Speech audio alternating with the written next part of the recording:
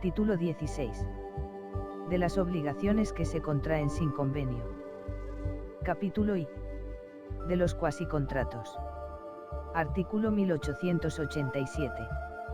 Son cuasicontratos los hechos lícitos y puramente voluntarios, de los que resulta obligado su autor para con un tercero y a veces una obligación recíproca entre los interesados. Sección primera de la gestión de negocios ajenos. Artículo 1888. El que se encarga voluntariamente de la agencia o administración de los negocios de otro, sin mandato de éste, está obligado a continuar su gestión hasta el término del asunto y sus incidencias, o a requerir al interesado para que le sustituya en la gestión, si se hallase en estado de poder hacerlo por sí. Artículo 1889. El gestor oficioso debe desempeñar su encargo con toda la diligencia de un buen padre de familia, e indemnizar los perjuicios que por su culpa o negligencia se irroguen al dueño de los bienes o negocios que gestione. Los tribunales, sin embargo, podrán moderar la importancia de la indemnización según las circunstancias del caso. Artículo 1890. Si el gestor delegare en otra persona todos o algunos de los deberes de su cargo, responderá de los actos del delegado, sin perjuicio de la obligación directa de éste para con el propietario del negocio. La responsabilidad de los gestores, cuando fueren dos o más, será solidaria.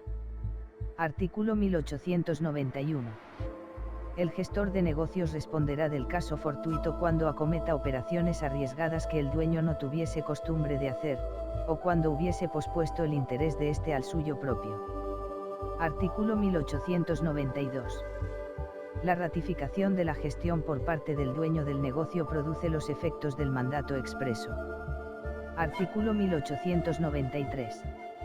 Aunque no hubiese ratificado expresamente la gestión ajena, el dueño de bienes o negocios que aproveche las ventajas de la misma será responsable de las obligaciones contraídas en su interés, e indemnizará al gestor los gastos necesarios y útiles que hubiese hecho y los perjuicios que hubiese sufrido en el desempeño de su cargo. La misma obligación le incumbirá cuando la gestión hubiera tenido por objeto evitar algún perjuicio inminente y manifiesto, aunque de ella no resultase provecho alguno. Artículo 1894. Cuando, sin conocimiento del obligado a prestar alimentos, los diese un extraño, éste tendrá derecho a reclamarlos de aquel, a no constar que los dio por oficio de piedad y sin ánimo de reclamarlos. Los gastos funerarios proporcionados a la calidad de la persona y a los usos de la localidad deberán ser satisfechos, aunque el difunto no hubiese dejado bienes, por aquellos que en vida habrían tenido la obligación de alimentarle. Sección segunda del cobro de lo indebido. Artículo 1895. Cuando se recibe alguna cosa que no había derecho a cobrar, y que por error ha sido indebidamente entregada, surge la obligación de restituirla. Artículo 1896. El que acepta un pago indebido, si hubiera procedido de mala fe, deberá abonar el interés legal cuando se trate de capitales, o los frutos percibidos o debidos percibir cuando la cosa recibida los produjere.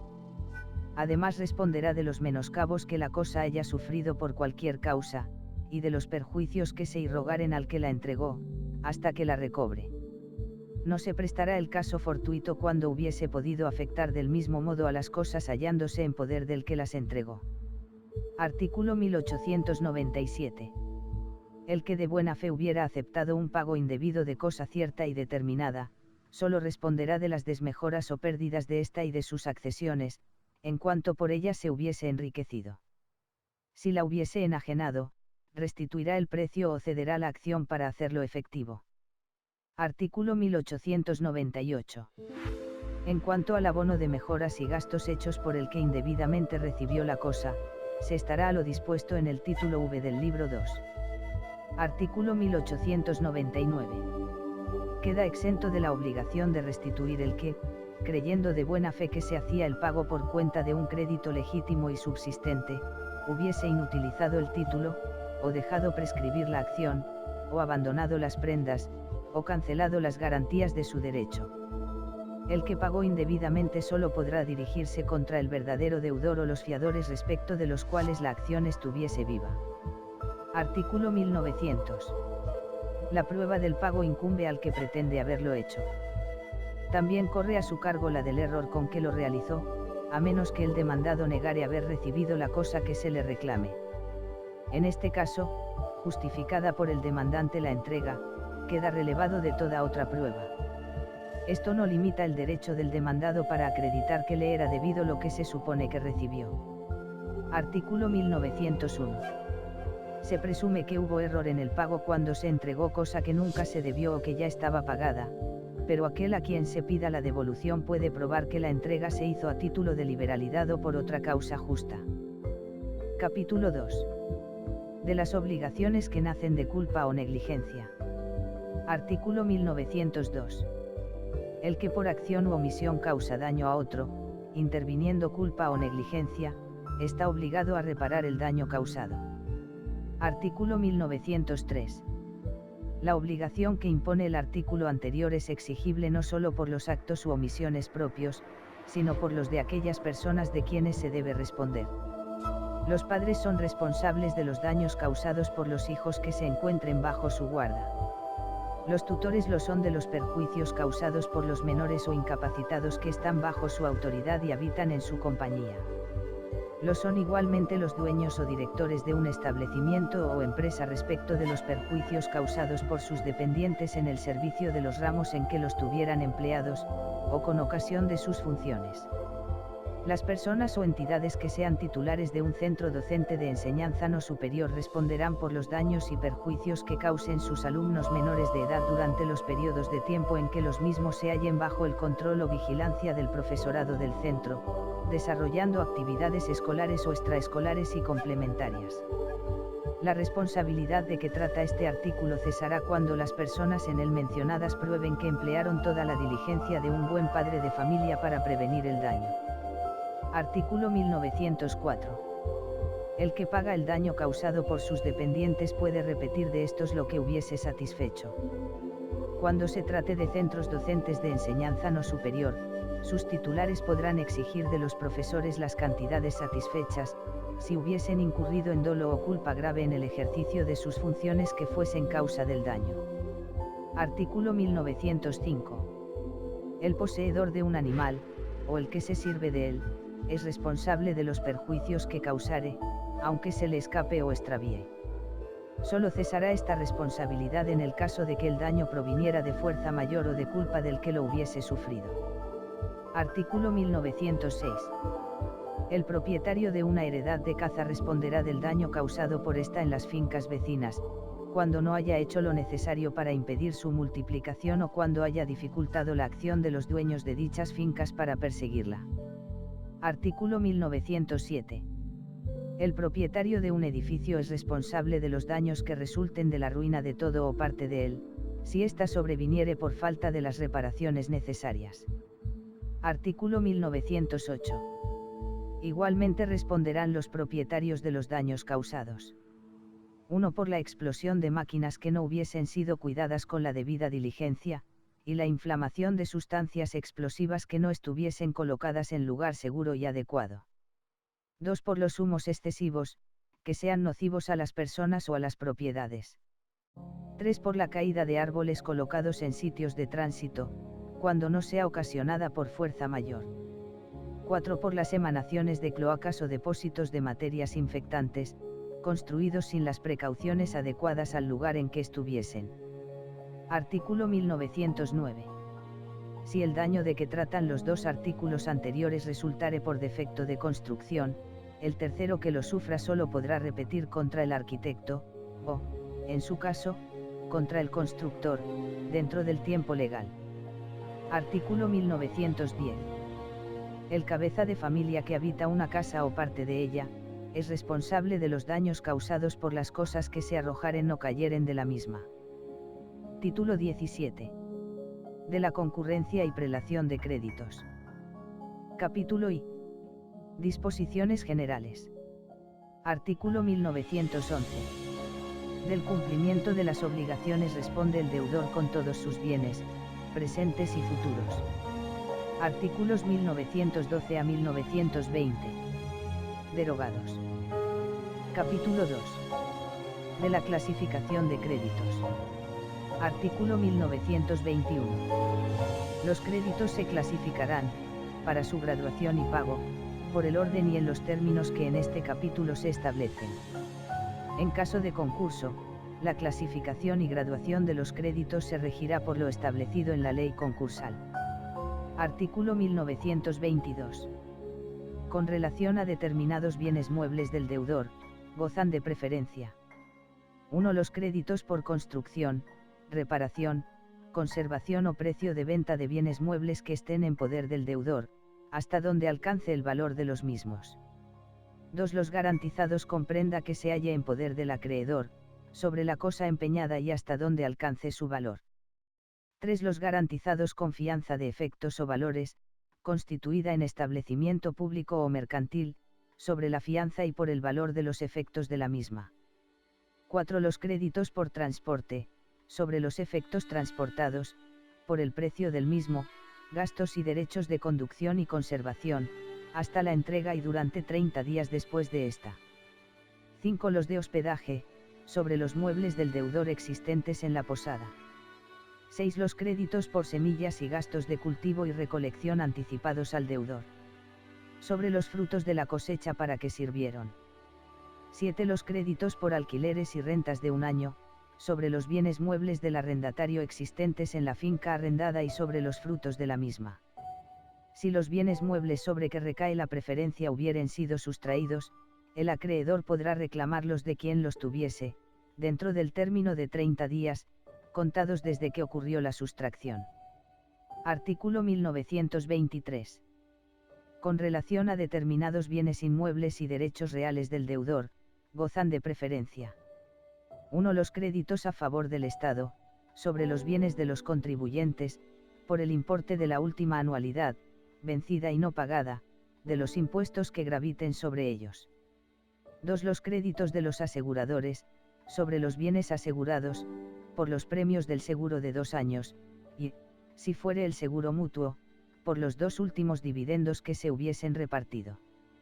3. Los créditos hipotecarios y los refaccionarios, anotados e inscritos en el registro de la propiedad, sobre los bienes hipotecados o que hubiesen sido objeto de la refacción. 4. Los créditos preventivamente anotados en el registro de la propiedad, en virtud de mandamiento judicial, por embargos, secuestros o ejecución de sentencias, sobre los bienes anotados, y solo en cuanto a créditos posteriores. 5. Los refaccionarios no anotados ni inscritos, sobre los inmuebles a que la refacción se refiera y solo respecto a otros créditos distintos de los expresados en los 4 números anteriores. Artículo 1924. Con relación a los demás bienes muebles e inmuebles del deudor, gozan de preferencia, primero los créditos a favor de la provincia o del municipio, por los impuestos de la última anualidad vencida y no pagada, no comprendidos en el artículo 1923, número primero. 2. Los devengados. A. Derogada. B. Por los funerales del deudor, según el uso del lugar, y también los de su cónyuge y los de sus hijos constituidos bajo su patria potestad, si no tuviesen bienes propios. C.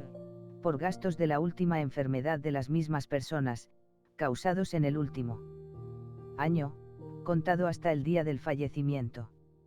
D. Por los salarios y sueldos de los trabajadores por cuenta ajena y del servicio doméstico correspondientes al último año. E. Por las cuotas correspondientes a los regímenes obligatorios de subsidios, seguros sociales y mutualismo laboral por el mismo periodo de tiempo que señala el apartado anterior, siempre que no tengan reconocida mayor preferencia con arreglo al artículo precedente. F. Por anticipaciones hechas al deudor, para sí y su familia, constituida bajo su autoridad, en comestibles, vestido o calzado, en el mismo periodo de tiempo. G. Derogada. 3. Los créditos que sin privilegio especial consten. A. En escritura pública. B. Por sentencia firme, si hubiesen sido objeto de litigio. Estos créditos tendrán preferencia entre sí por el orden de antigüedad de las fechas de las escrituras y de las sentencias. Artículo 1925. No gozarán de preferencia los créditos de cualquiera otra clase, o por cualquier otro título, no comprendidos en los artículos anteriores. Capítulo 3. De la prelación de créditos. Artículo 1926. Los créditos que gozan de preferencia con relación a determinados bienes muebles excluyen a todos los demás hasta donde alcance el valor del mueble a que la preferencia se refiere. Si concurren dos o más respecto a determinados muebles, se observarán, en cuanto a la prelación para su pago, las reglas siguientes. 1. El crédito pignoraticio excluye a los demás hasta donde alcance el valor de la cosa dada en prenda.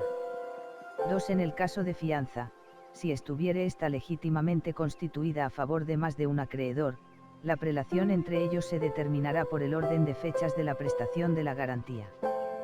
3. Los créditos por anticipos de semillas, gastos de cultivo y recolección serán preferidos a los de alquileres y rentas sobre los frutos de la cosecha para que aquellos sirvieron. 4. En los demás casos, el precio de los muebles se distribuirá a prorrata entre los créditos que gocen de especial preferencia con relación a los mismos.